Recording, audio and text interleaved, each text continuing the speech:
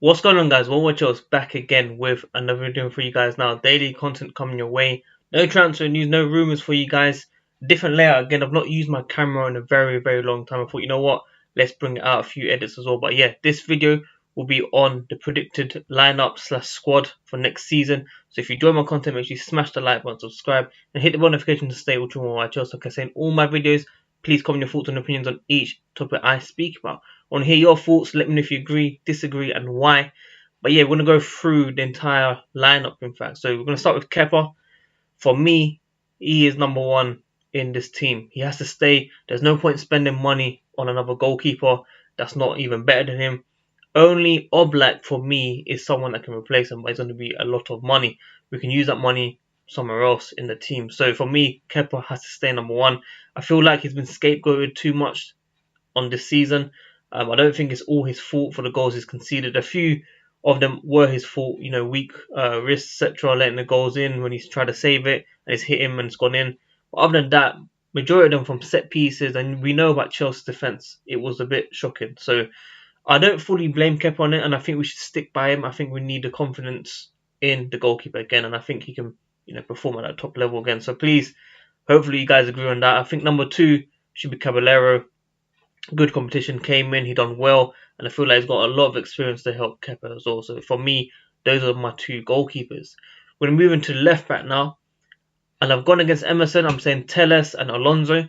Telles is someone that Frank Lampard has been talking about in terms of fullbacks running forward, attacking and delivering those crosses and being very good offensively and defensively. And I think Telles ticks all the box. 27-year-old, scores outside the box, can set up on the good crosses.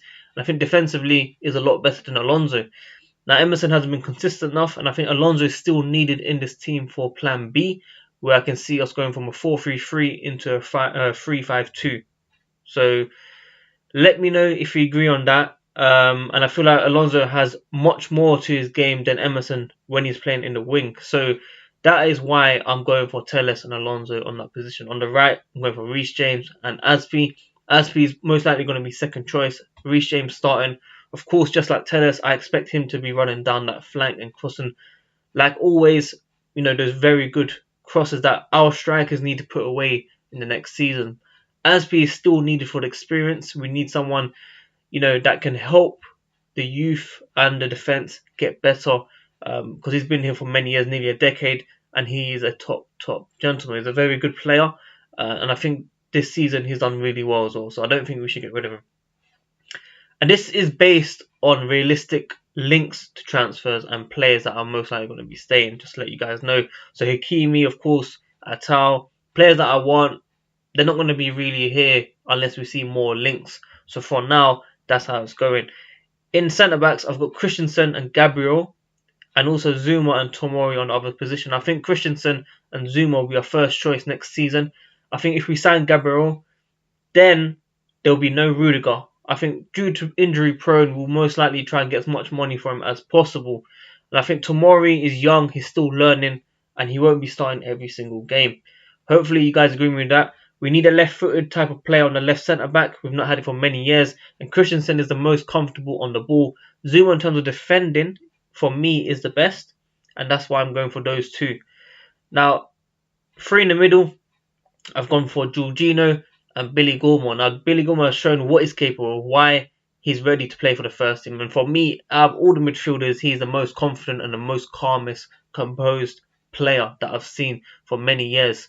I know it's very early in a few games, but this guy looks like he's been playing for many years, and he's only, 18, 19 years old.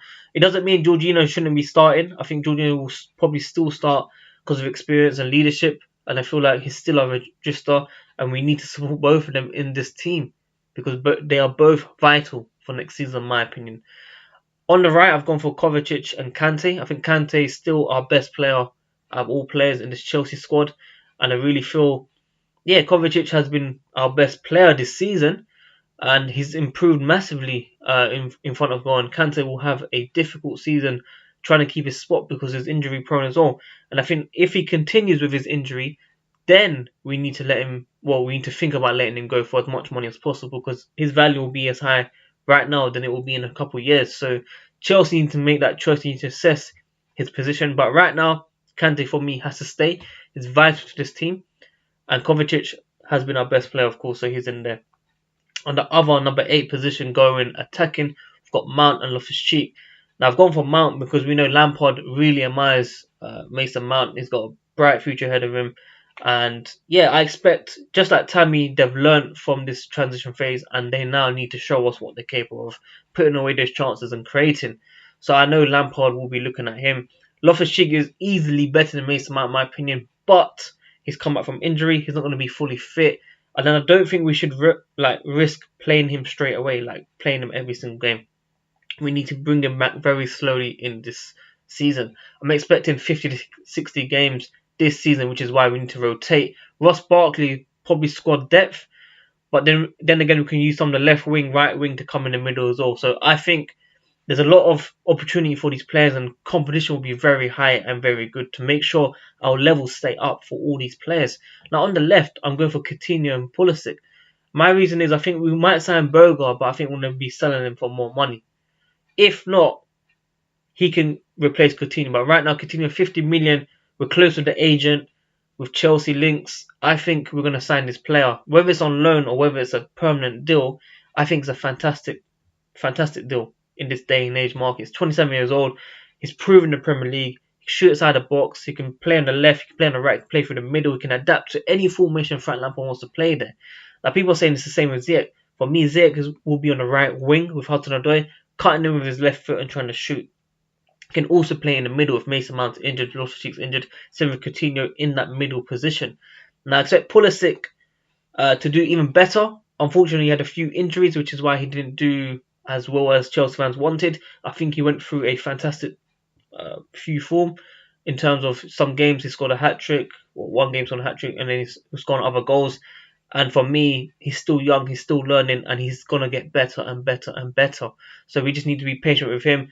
Same with Hudson-Odoi, massive hype, signed a new contract. Bayern Munich wanted him, and he just hasn't gone his way because of injury, and he has to come back, just like Loftus-Cheek has to come back very slowly. We have to be realistic in these players. These are all humans. This is not FIFA. We have to be real with ourselves.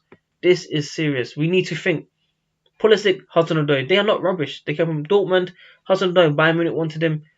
Coutinho coming with experience can help them. And Ziyech, for me, is a special player with a left foot. I've been dying for this left foot type of player. Ziyech, welcome to Chelsea. I'm looking forward to watching you, honestly. I'm going to go to strike force. Now, I've said it many times. I wanted Jovic, I wanted Werner, I wanted Martinez. But I think we're going to end up with Tammy and Dembele. Tammy's going to sign a new deal. He needs to push on from this good transition phase. He started the season very well. 13, 14 goals straight away. And then he fell off a bit in terms of missing one-on-one chances, not putting away chances. He was playing through injury. And I can't be too hard on the player because he's young. He's doing really well. He's proven many people wrong. He's our number 9 striker. And we need to stick by him. Dembele is going to come in. 3 bids rejected in January. Expected to come again with another bid. He's told Leon, according to reports, that if Chelsea come first, they have first say if we want him or not. And I think for the money of around 40 million, I think Chelsea are going to be spending that type of money elsewhere as well. So 40, 50 million, 35 million Tellers, Coutinho 50 million. It's going to be spending around like that. And that's how I see the first 11. Obviously with the rotations with these players. Willian is probably most likely gone now, confirmed. He's not going to be signing a new deal. Pedro is expected to go. I don't see any space for Drinkwater, of course. Emerson, I said, will be going. I think Rudiger will be gone as well. But other than that, there could be a few changes in terms of Jorginho maybe leaving for Juve. And if that's the case, then of course Kante can play back in that position. Gilmore can obviously play a lot more games, and Kovacic can be moving around that as well. So it's not end of the world if we sell other players in this team. But realistically, you know, look at this squad. Signing Ziyech, signing Telles, giving that fresh life in this Chelsea team gives me hope to see this club go even further. And I think if we signed Coutinho because we didn't sign Sancho, then I think it's a fantastic window. I'll give it an 8 out of 10 alongside with Dembele as well.